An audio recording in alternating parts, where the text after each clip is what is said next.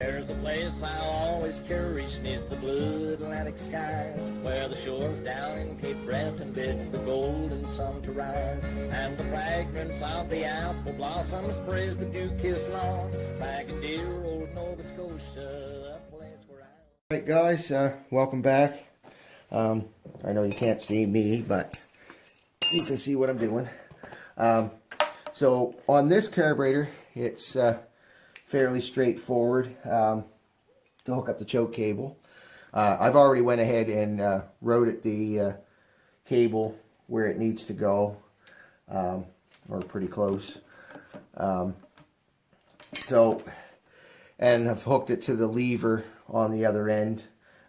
Again, that's just fitted in the slot. Now, this particular carburetor, which is not the factory one, takes a 12mm nut there. You take this out. There's a spring behind it, so don't lose the spring, and a little fitting. So you run the cable onto this post, just like so. But first you have to run it through the end here.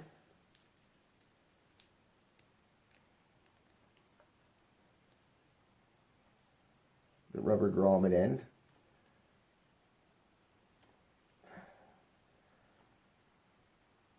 Try and get it fit on there. It's not always the easiest. There. Then the spring, which again is not always the easiest, because I don't have a lot of slack here.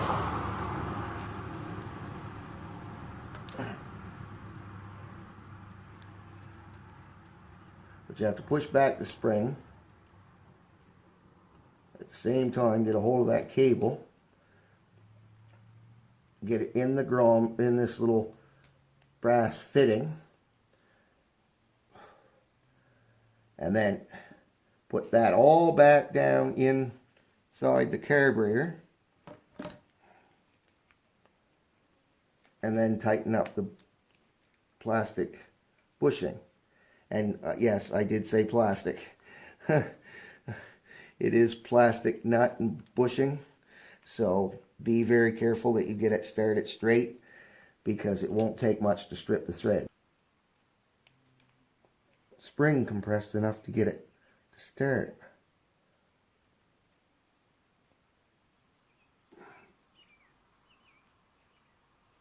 And there we go.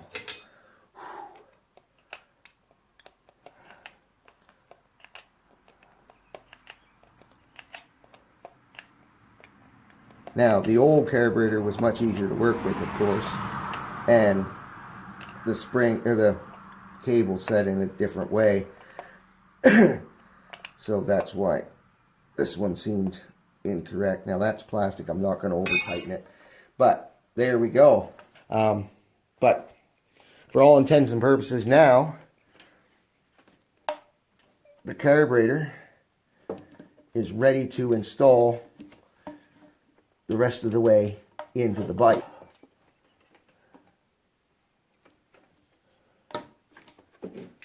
Other than put that plate on, which I still haven't done.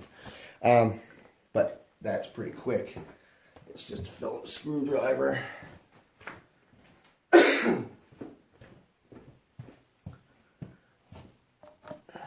So what you do is you insert your grommet in here. There's a little slot for it, as you can see, I hope. I hope you can see what I'm doing. I can't tell because I'm not behind the camera. I'm in front of it. No, it's not the easiest thing to work with because it's so small.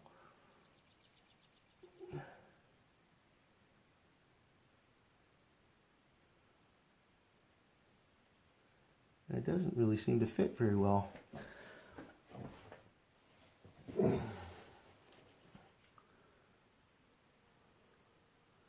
Seems a bit big for this, but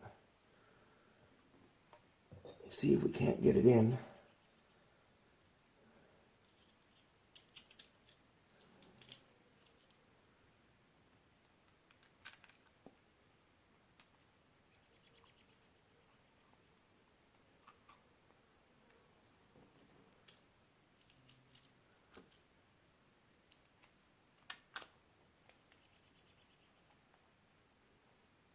Yeah, I'm glad I did not try to do this while it was in the bike,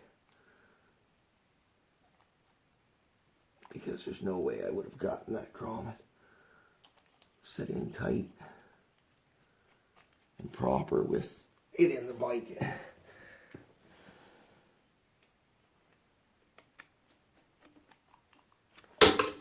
And you drop your screwdriver, that's always good. Got to do that at least once.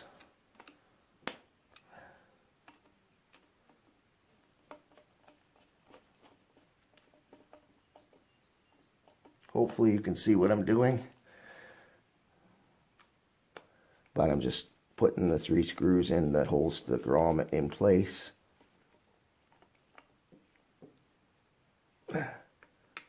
Again, cast aluminum. Do not over torque, you will break it. So then we just put the carburetor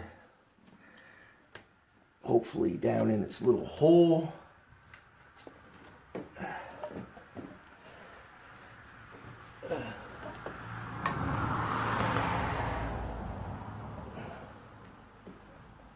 And then we force it into the rubber intake boot.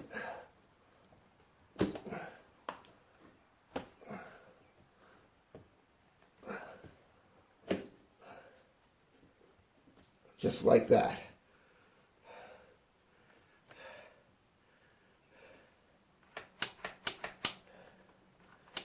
It is still working the throttle, although I have seem to have a lot of extra cable. Unless I didn't route it correctly, which is completely possible. But then you do need extra cable for turning the wheel and stuff. But there. I just have to tighten the clamp for the rubber grommet. And the carburetor technically is installed. This is not the factory clamp that came with the bike. Somebody's added this after. I'm going to use it just because I don't have the right one. And because it will work just as well if I can get it up here to turn it. Hey guys, welcome back. I did manage to find 2 screws that were in the old switch that used to be on the bike over in another tote full of parts I had to route. They were in that container. Fortunately I found them, so now it's just a matter of putting them in. They are different lengths, so they do go in different spots. If you tear yours apart, just be aware of that and make sure that you note which one came out of where. I had to finesse these until I tried them a couple times to make sure I had the right one in the right spot. But now I do. I had to pull the carburetor back off quickly because I forgot to hook up the main fuel line, and the room that allowed was not really very good for working, as you can see. It's down in there, but I really couldn't get my fingers in there to get it hooked up, so I pulled the carburetor back out, hooked it back up, threw it back in real quick. But I found those. I did manage to find the exhaust pieces,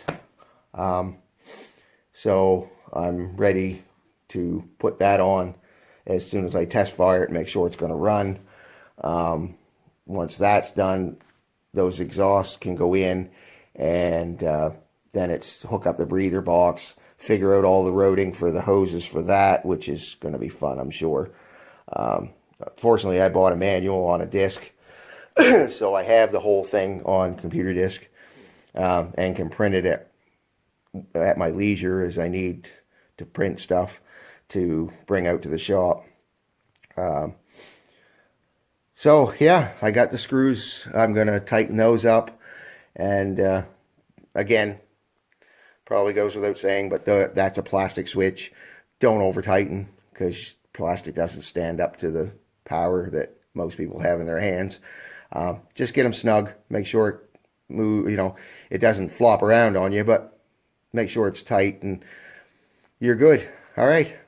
There's a place I'll always cherish 'neath the blue Atlantic skies, where the shores down in Cape Breton bids the golden sun to rise, and the fragrance of the apple blossoms sprays the dew-kissed lawn back in dear old Nova Scotia.